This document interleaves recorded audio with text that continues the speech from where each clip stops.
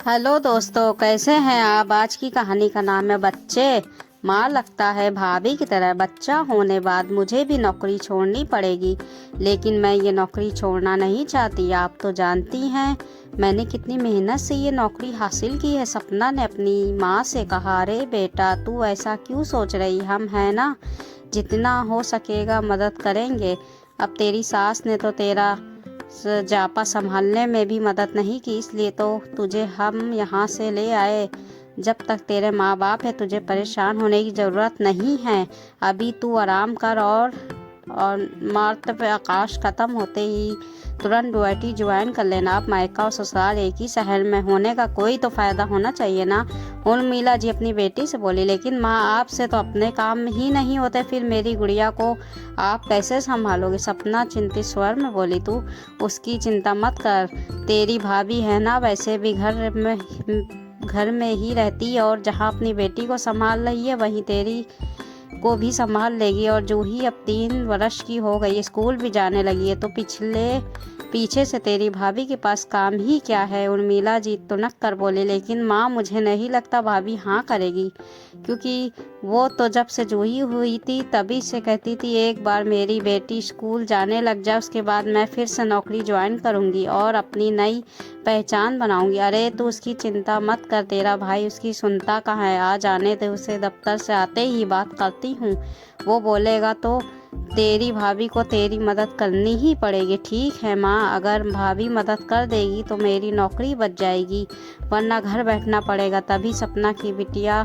जाग गई और वो उसे दूध पिलाने लगी। शाम में अनिकेत दफ्तर से आया तो उर्मिला जी ने सारी बात उसके आगे रख दी और फरमान दे दिया कि सपना की बिटिया परी को रीना ही संभालेगी।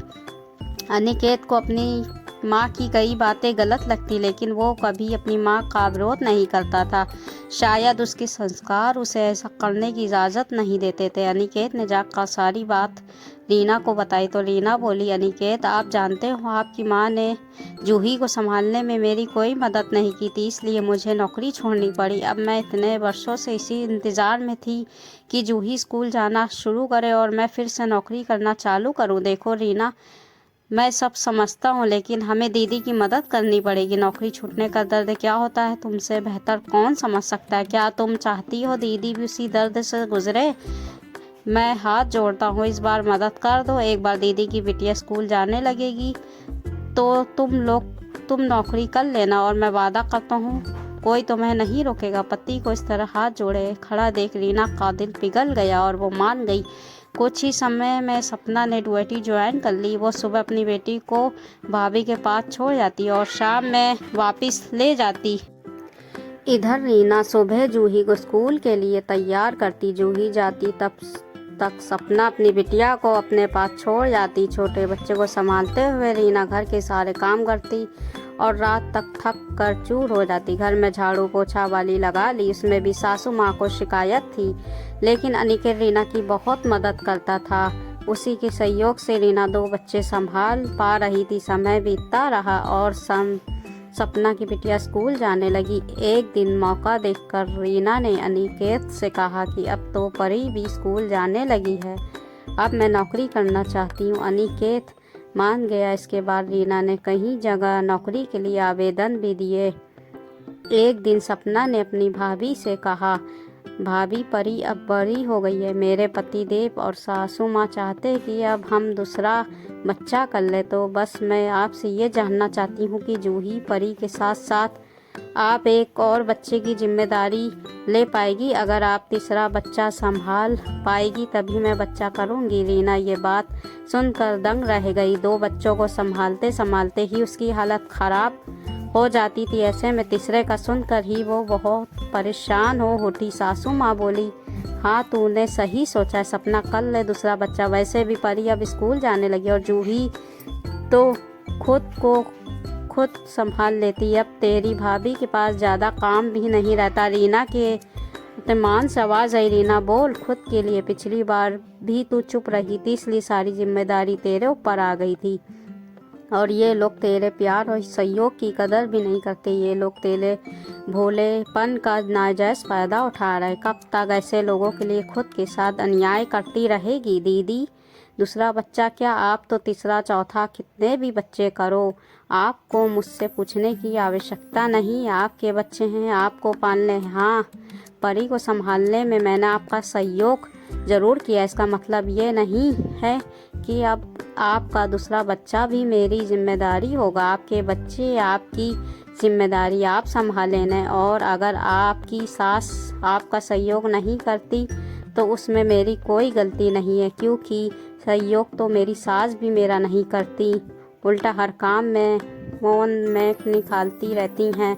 आपसे नौकरी नहीं करती, नौकरी नहीं होती तो छोड़ दे, लेकिन अब मुझसे कोई उम्मीद मत रखना। खुद को आपके लिए जितना कुर्बान करना था मैंने कर दिया। अब खुद के साथ और अन्याय नहीं होने दूंगी।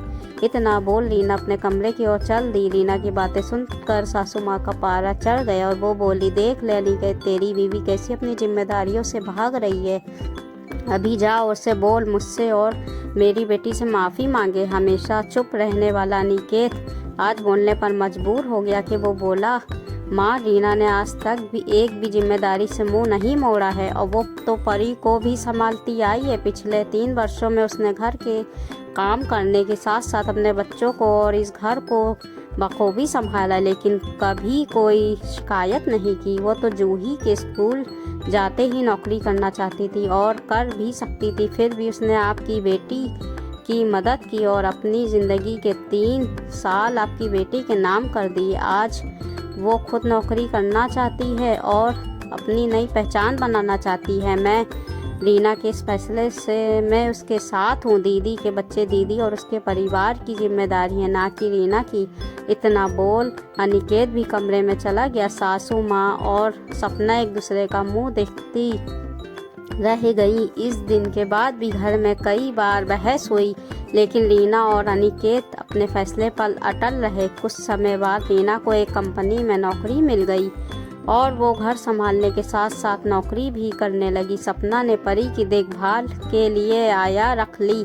कुछ दिन तक तो सपना भी अपनी भाभी से खफा रही, लेकिन जब सपना ने परी की जिम्मेदारी उठाने के लिए इसके साथ नौकरी की तो उसे समझ आया कि उसकी भाभी ने उसके लिए क्या क्या सहा है। अब उसकी आंखों में पश्चाताप था। एक दिन भी वो घर गई और अपनी भाभी से अपने व्यवहार के लिए माफ़ी भी मांगी। रीना ने भी अपना बड़ा दिल दिखाते हुए उसे माफ़ कर दिया। दोस्तों, ये कहानी आपको कैसी लगी? कहानी अच्छी लगी हो तो कहानी को लाइक करें। वैसे ही मज़ेदार कहानी सुनने के लिए सहाना हिंदी कहानियों को सब्सक्राइब करें। मिलते हैं अगली नई हिंदी कहानी के साथ। तब तक अपना ख्याल रखिएगा, दुआओं में याद रखिएगा। अल्लाह हाफिज़।